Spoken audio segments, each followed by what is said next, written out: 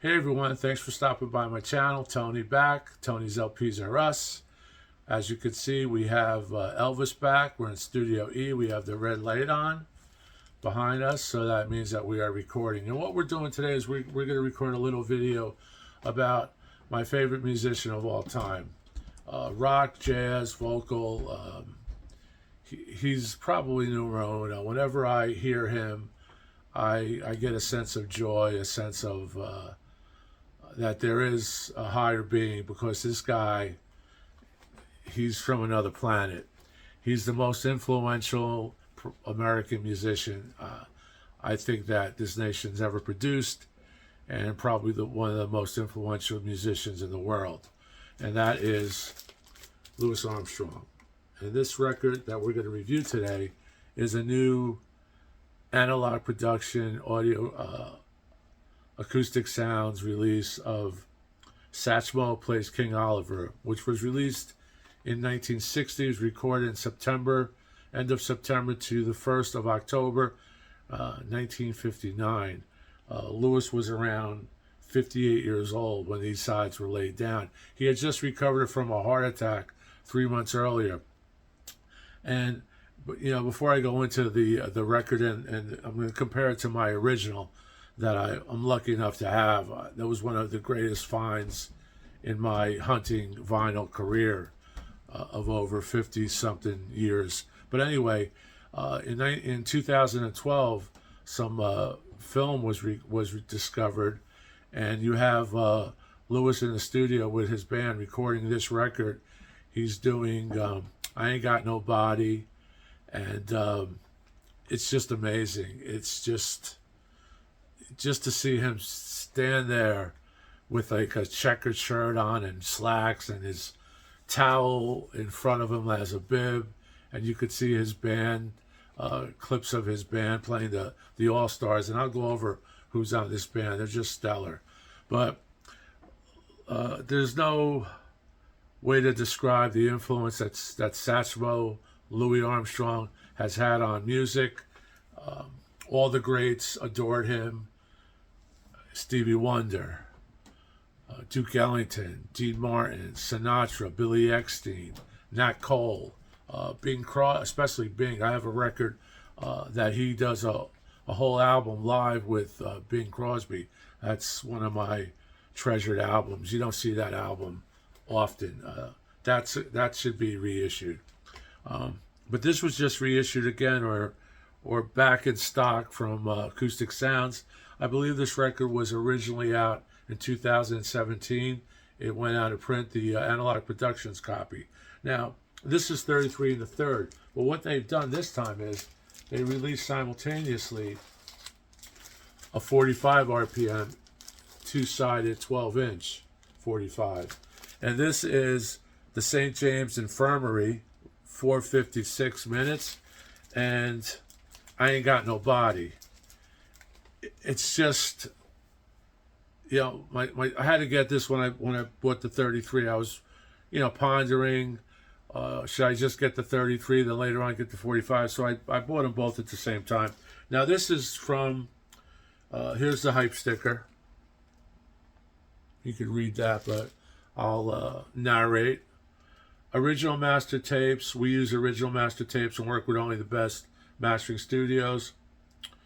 Deluxe packaging, limited edition, less than 1,000 per stamper. I'm not sure if this is numbered. I think the LP isn't numbered either. But here's the 45. This is a replica of the original back of the original album, which I'll show you.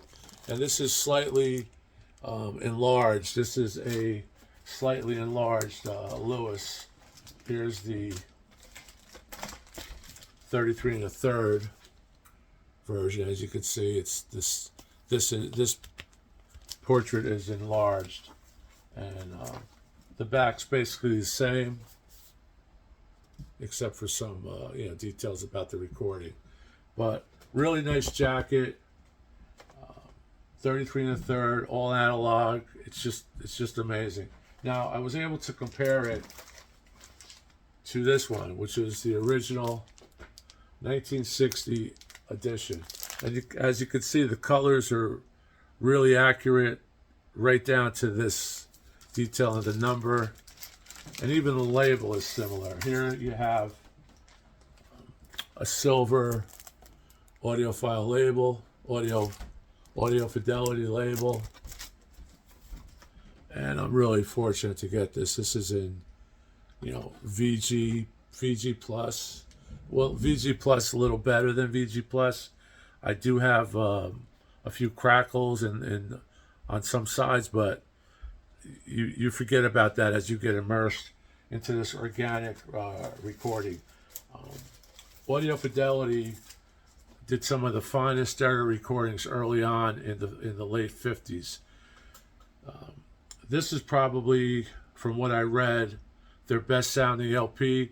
Louis Armstrong also did a record for Audio Fidelity with the Dixieland All-Stars, or an all-white Dixieland group. That's one of the best sounding Audio Fidelity records as well. I have that. But this is my favorite because this has St. James Infirmary on it. Now, I compared that, and I compared some of the other tracks, A, B, C, and then I compared A, B to the tracks that aren't on the 45-inch to the original. And the original my original sounds really, really good. The analog production maybe has a little bit of a high end on it. The vocals are centered. Lewis's vocals he's in the room on all three records. The original record is an audiophile recording from 1958. It's just, or 1959. It's just incredible. Lewis was 58. So you got 58, 59, and it was released in 60. So really, really smooth, warm. I took some notes I'll talk about. So let's get down to the 45 versus the new recording, the 33 and the third press. Not much difference. If you're leaning toward buying both, on my system, that's just my opinion. I only listened to it twice, didn't really get into it a lot, didn't have a lot of time doing a lot of listening, different albums coming out. But if you're on the fence to get the LP and the 12-inch 45 RPM of I Ain't Got Nobody and St. James Infirmary, I would say stick with the 33 and the third. The 45 doesn't add that much more dynamics to it. I was kind of disappointed in that, but could be just my system, the way my arm is set up, or whatever. But the 33 is solid all the way through. It compares very nicely to the original. Here's the acoustic sounds. You can see the colors. And here's the original. Back is identical.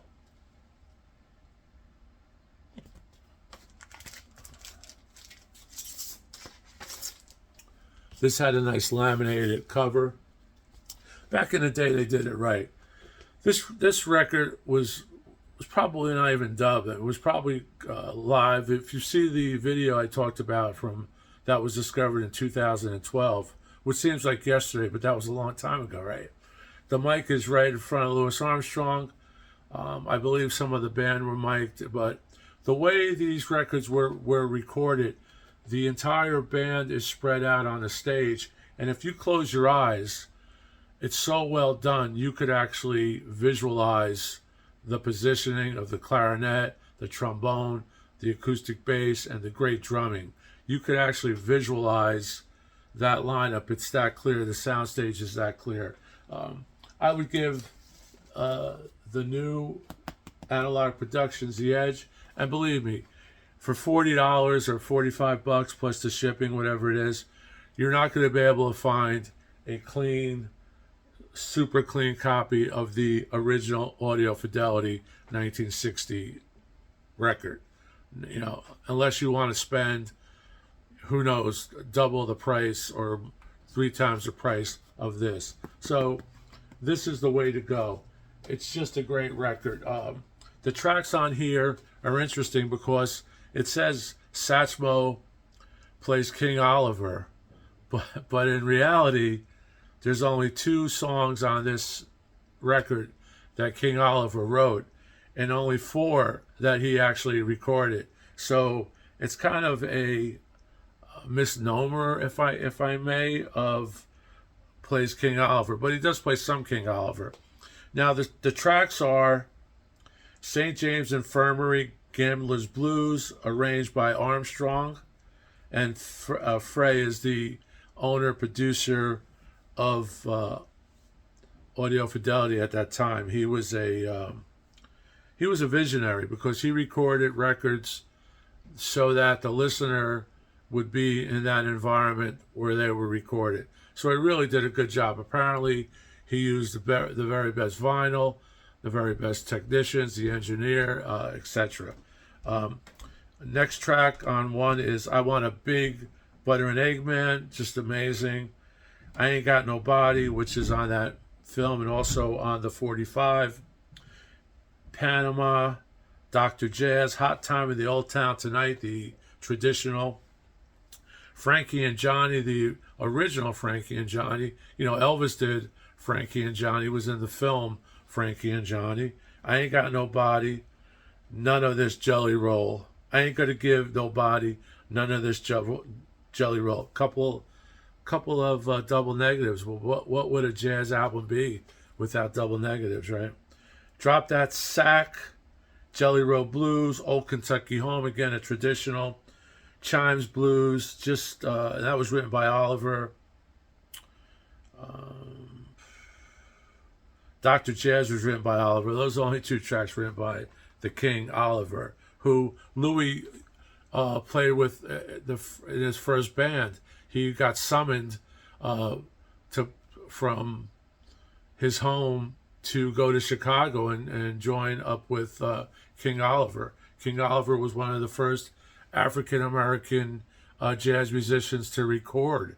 Of course, the African American invented jazz, but that didn't mean that they were going to be the first ones to lay down records back in the day. I'm not going to get into that, but he was the first black jazz musician, I believe, to have a recording contract.